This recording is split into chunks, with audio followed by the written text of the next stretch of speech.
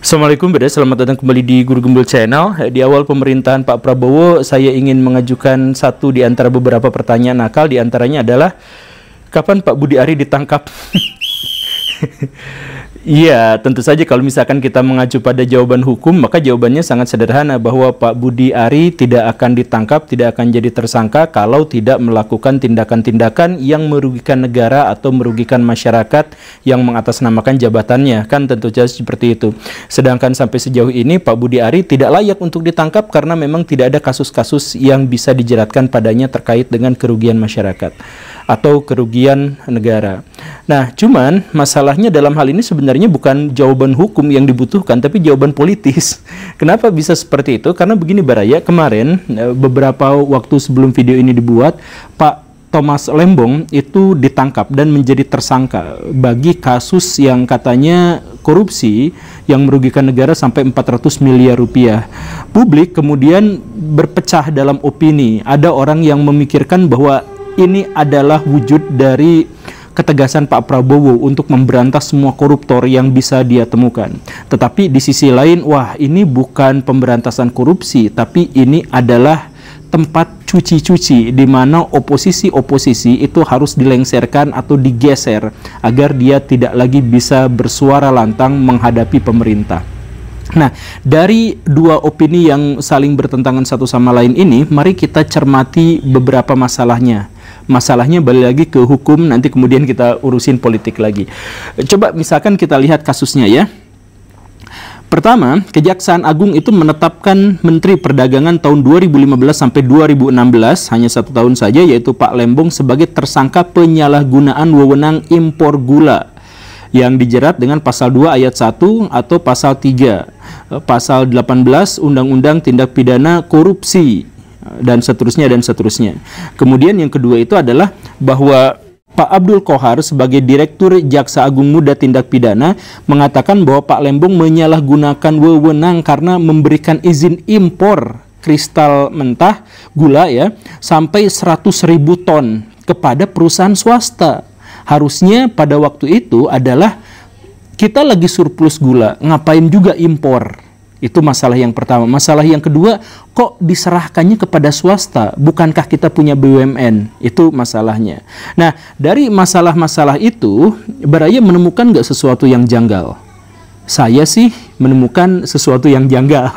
Jadi pertama begini Baraya, Pak Lembong itu kan mengeluarkan sebuah kebijakan yang kebijakan itu adalah kebijakan dirinya sebagai seorang menteri, yaitu apa? Impor gula.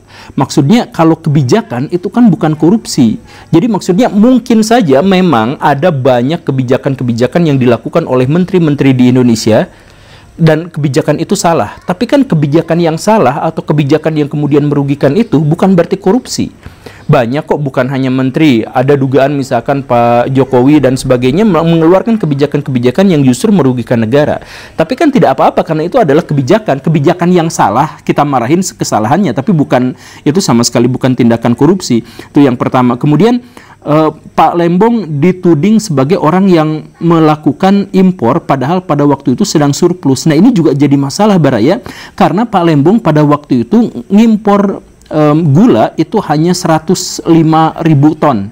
Sedangkan pada tahun itu ada sekitar 3 juta ton gula yang dibawa masuk diimpor ke Indonesia. Bagaimanapun Indonesia adalah salah satu importir gula terbesar di dunia.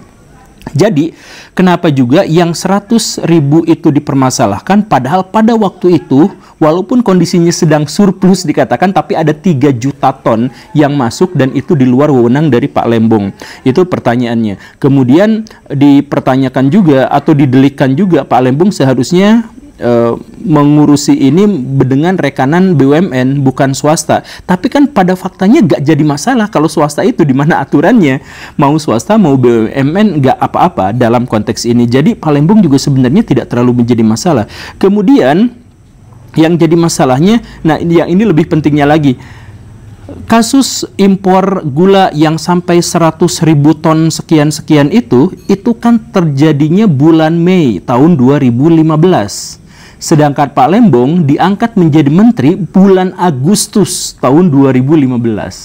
Jadi jeda beberapa bulan. Jadi bagaimana ceritanya Pak Lembong ditersangkakan karena sebuah kebijakan yang tidak dilakukannya, atau kebijakan yang justru dilakukan beberapa bulan sebelum Pak Lembongnya menjabat. Nah, ini kan sebenarnya sesuatu yang menurut saya ini deliknya agak dipaksakan. Saya tidak tahu kalau misalkan Baraya punya opini yang lain, ya silahkan saja, ini forum terbuka asal sopan. Cuman kalau misalkan Pak Lembong itu tidak mengeluarkan kebijakan, dan kalaupun kebijakan itu dikeluarkan oleh Pak Lembong itu sebenarnya adalah kebijakan yang salah, bukan korupsi, dan kalaupun kebijakan yang salah itu hanya 100.000 ton dari 3, sekian juta ton gula yang diimpor ke Indonesia, kenapa Pak Lembong tiba-tiba yang dipermasalahkan? Nah, dari pikiran inilah kemudian saya mengingat dan menghubungkan sebuah pernyataan yang dikeluarkan oleh Pak Budi Ari, yang pada waktu itu statusnya sebagai pro Jokowi. Beliau mengatakan bahwa pemilu di tahun 2024 ini adalah pemilu yang orang-orang dan partai politik, tokoh-tokoh, dan semua orang yang terlibat di situ harus berhati-hati. Karena, kata beliau, siapapun yang kalah dalam percaturan politik di tahun 2024 ini pasti akan diseret ke penjara. Maknanya kurang lebih seperti itu. Nah, inilah yang akhirnya, walaupun itu perkataannya kontroversial dan sepertinya mengada-ada, tetapi kok jadi mirip dengan kenyataan, di mana ketika pemilu tahun 2024 diselenggarakan, berbondong-bondong partai-partai politik bergabung pada koalisi yang sangat besar. Bahkan ketika partai koalisi yang sangat besar itu pun sudah memenangi pemilu, itu partai-partai yang sebelumnya memihak pada calon yang lain itu juga gabung pada koalisi yang besar itu sehingga menjadi sangat besar. Yang terakhir gabung itu kan diantaranya adalah PKS, PKB, Nasdem gitu ya. Ini yang PKS agak kasihan juga karena di akhir tiba-tiba gabung, dan itu juga mencederai banyak sekali permintaan dan aspirasi dari kadernya. Setelah gabung berharap dapat jabatan menteri atau wakil menteri untuk ngurusin orang Palestina dan sebagainya, tapi ternyata gagal karena Kementerian Luar Negeri dan seterusnya yang berhubungan dengan urusan Palestina itu malah diserahkan pada Partai Gelora, pecahan dari PKS. Tapi ya nggak apa-apa, PKS kan sudah gabung, ya kita hormati saja. Cuman dalam hal ini jadi kasihan. Cuman balik lagi, PKS bahkan gabung, PKB bahkan gabung, Nasdem juga bakal gabung.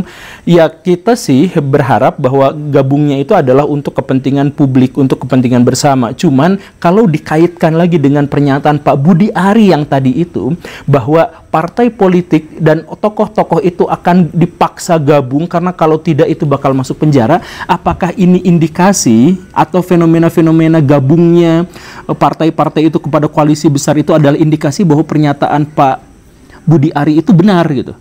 Jangan-jangan ada yang ditersangkakan, dan ditambah lagi ketika Pak Lembong akhirnya ditangkap, maka ini seakan menjadi semakin penguat indikasi yang benar-benar kuat tentang orang yang tetap oposisi itu justru adalah orang yang akan masuk ke penjara, atau orang yang akan menjadi tersangka, atau orang yang akan disingkirkan. Bagaimana menurut Baraya? Karena seperti yang tadi, secara hukum ditangkapnya Pak Lembong itu ada beberapa kejanggalan. Kejanggalannya cukup signifikan, dan dalam hal ini tiba-tiba beliau ditangkap. Sekali lagi, saya sangat mengapresiasi Pak Prabowo yang di awal-awal pemerintahannya langsung tancap gaspol langsung dengan percepatan luar biasa untuk menangkap para koruptor, untuk menangkap backing judi online dan sebagainya. Dan bahwa kabinet-kabinetnya beberapa diantaranya nampaknya sekarang sudah menunjukkan prestasi yang signifikan, bukan prestasi di depan publik, di depan media mereka sudah menunjukkan kinerja yang sangat luar biasa.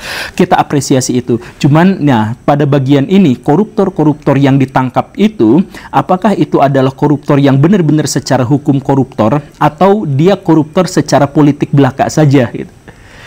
Kan kita berharap bahwa koruptor yang dimaksud itu adalah koruptor secara hukum kan. Nah, kalau memang ini adalah koruptor secara hukum, yuk kita lihat kasus-kasus yang mendera Pak Budi Ari sendiri. Pak Budi Ari itu ya sampai sejauh ini bersih dari korupsi. Sampai sejauh ini kita ketahui bahwa beliau itu adalah orang yang amanah dalam hal korupsi itu. Tetapi beliau juga mengeluarkan kebijakan-kebijakan yang sampai sejauh ini merugikan publik. Jadi kalau misalkan Pak Lembong itu mengeluarkan kebijakan yang merugikan dan karena itu maka dia dijerat dengan pasal korupsi, maka hal yang sama juga seharusnya terjadi pada Pak Budi Ari. Karena apa?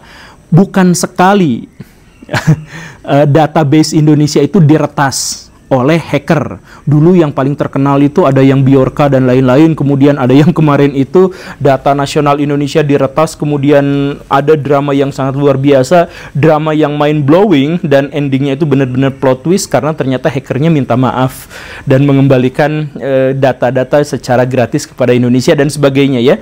Kemudian Pak Budi Ari juga terkenal karena pernyataan-pernyataan yang kontroversial, dan ditambah lagi kemarin ada staf-staf dari Pak Budi Ari yang dulu menjabat sebagai Menteri Komunikasi dan Informasi ditangkap sebagai operator dan pelindung judi online.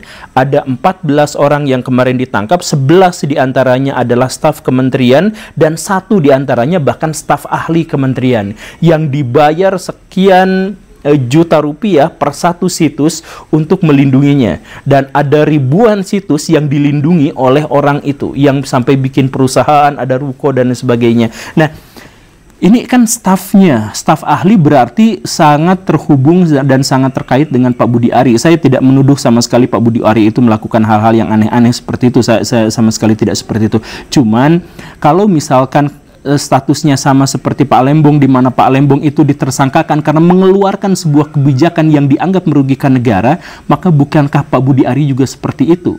Dan ada beberapa indikasi keterlibatan yang sangat intensif antara para pelanggar hukum dengan orang-orang jajaran Kominfo di bawah Pak Budi Ari ketika beliau sedang menjabat.